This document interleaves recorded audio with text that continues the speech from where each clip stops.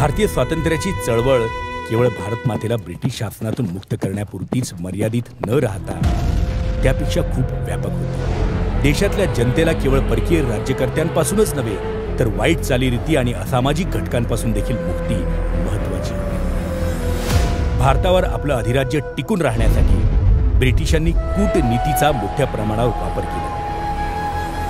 या कूटनीतीमध्ये एक महत्त्वाचा घटक म्हणजे व्यसन।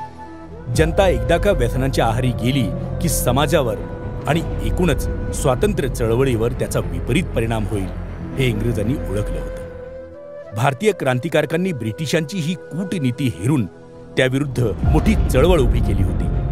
व्यसनांविरोधात झालेल्या उठावांमध्ये मुख्य उठाव केला तो राष्ट्रपिता महात्मा गांधींनी। महात्मा गांधींच्या या व्यापक व्यसनविरोधी चळवळीमध्ये हिरिरीने सहभागी झाले ते हुतात्मा सिद्धेश्वर गणेश गोरे।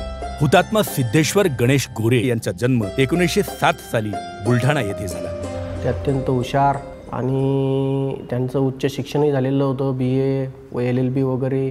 आणि इंग्रजांविरुद्ध महात्मा गांधींच्या चळवळी चालू होतात, त्या चळवळीचे एक भाग म्हणून हे सिद्धेश्वर गोरे बुलढाणा जिल्ह्यामध्ये काम करत होते। आणि बुलढाणा जिल्ह्यात त्यांनी एक स्वतंत्र हिंदुस्थान दलाची स्थापना केली। त्या दलाचे ते प्रमुख होते।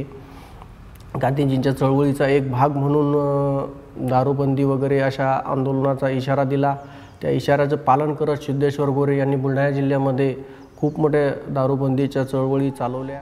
मुळातच बुद्धीने हुशार आणि वृत्तीने खेळकर असलेल्या सिद्धेश्वर यांनी MA आणि LLBची पदवी प्राप्त करून उत्कृष्ट खेळाडूची ख्याती संपादन केली होती।